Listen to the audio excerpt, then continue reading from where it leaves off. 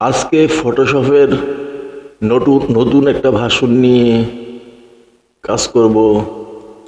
এটা হচ্ছে Photoshop CS6, Adobe Photoshop CS6। এটা একটা নতুন ভার্সন।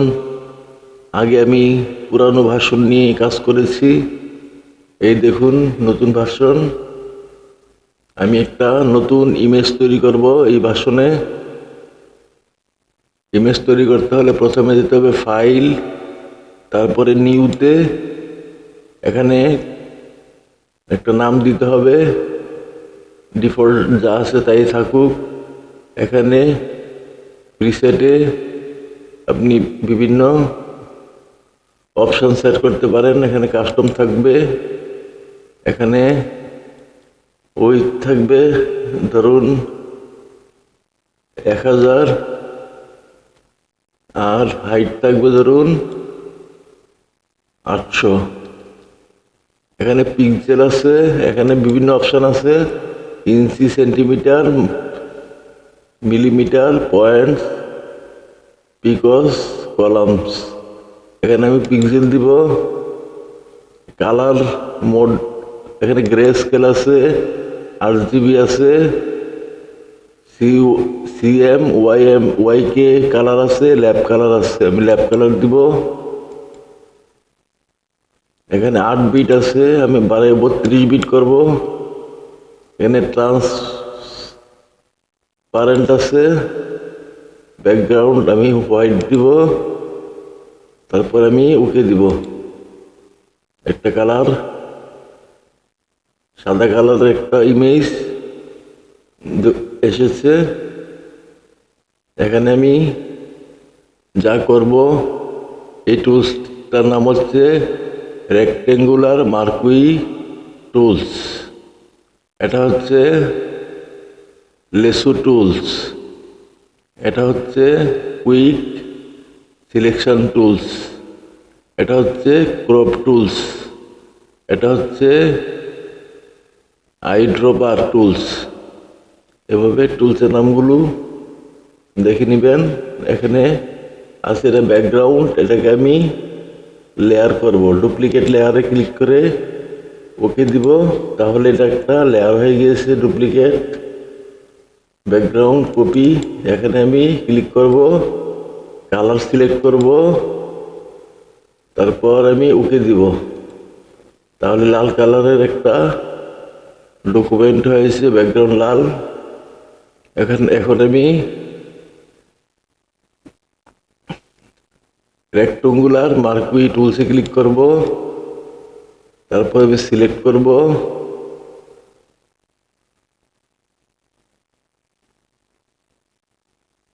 তারপর আমি এডিটে যাব, কপি করব, তারপর আমি আবার এডিটে যাব, পেস্ট করব। তাহলে একটা লেয়ার হয়েছে, লেয়ার 1 নামে। এটা সাদা ব্যাকগ্রাউন্ড আর চারিদিকে লাল, কারণ সাদার ভিতরে চারিদিকে লাল ব্যাকগ্রাউন্ড কালারটা চলে এসেছে। এখন আমি এখানে লিখব। তাহলে এখানে আমি হরিজন্টাল টাইপে ক্লিক করতে হবে। এখানে 2 ধরনের আছে, ভার্টিক্যাল টুলস আছে, হরিজন্টাল টুলস টাইপ টুলস আছে, এবং তারপরে আছে হরিজন্টাল টাইপ মাস্ক টুল, ভার্টিক্যাল টাইপ মাস্ক টুল। আমি আগে হরিজন্টালে লিখি। এখানে লিখব ফটো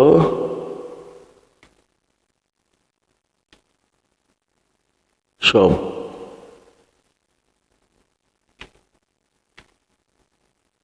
ফটোশপ আমি লিখেছি, দেখুন এইটা ফটোশপ লেখা। এটা হচ্ছে সাদা, সাদার ভিতরে সাদা, সেজন্য দেখা যাচ্ছে না। আবার আমি লেয়ার 1-এ ক্লিক করি, কালারে ক্লিক করি,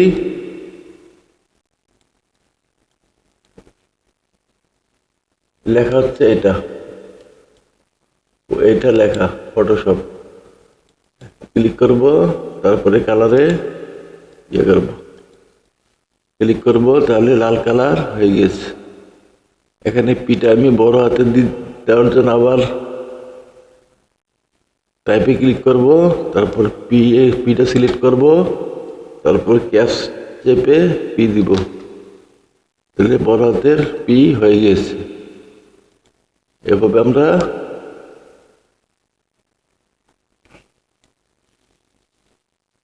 লিখতে পারি। আবার আমি যদি আরেকটা লাইন লিখতে চাই, তাহলে ডুপ্লিকেট লেয়ার দিব। ওকে, তাহলে এটাকে আমি নিচে নামাইছি। তারপর আমি এখানে সিলেক্ট করব সম্পূর্ণটা। এখানে ক্লিক করে এখানে ডাবল ক্লিক করলেই সিলেক্ট হয়ে গিয়েছে। এখানে আমি লিখব, টিটা দিব বড় হাতের,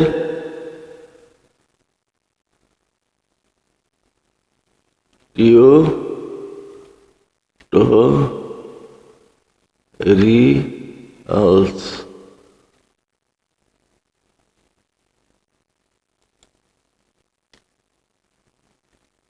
তাহলে হয়ে গিয়েছে ফটোশপ টিউটোরিয়ালস লেখা। এখানে আমি সরাইতে পারি, এটা এখানে দিব, তাহলে কি হয়ে গেছে, আমি একটা ইমেজ তৈরি করেছি। চারিদিকে লাল কালার, মাঝখানে সাদা কালার, লেখাগুলো লাল কালার। এখন আমি লেখাগুলোকে বিভিন্ন ডিজাইন করতে পারি। ফটোশপে যাব, তারপর ডাবল ক্লিক করলে লেয়ার স্টাইলে আসবে। তারপরে বেভাল দিলে আমি এখানে বেভাল আসতে পারে। এখানে আমি সাইজ দিব, ধরুন 27 আছে, 5 সাইজ দিব, হয়ে গিয়েছে বেভাল। তারপর আমি আবার এটাকে ক্লিক করব, কপি লেয়ার আছে, কপি লেয়ার স্টাইল। তারপর আমি উপরেরটাতে নিব, নিয়ে পেস্ট লেয়ার স্টাইলে দিব, তাহলে দুটা একই হয়ে গেছে। আজকে আমি এ পর্যন্তই দেখিয়েছি। পরবর্তীতে ফটোশপের নতুন ভার্সনে আরও বিস্তারিত দেখাবো।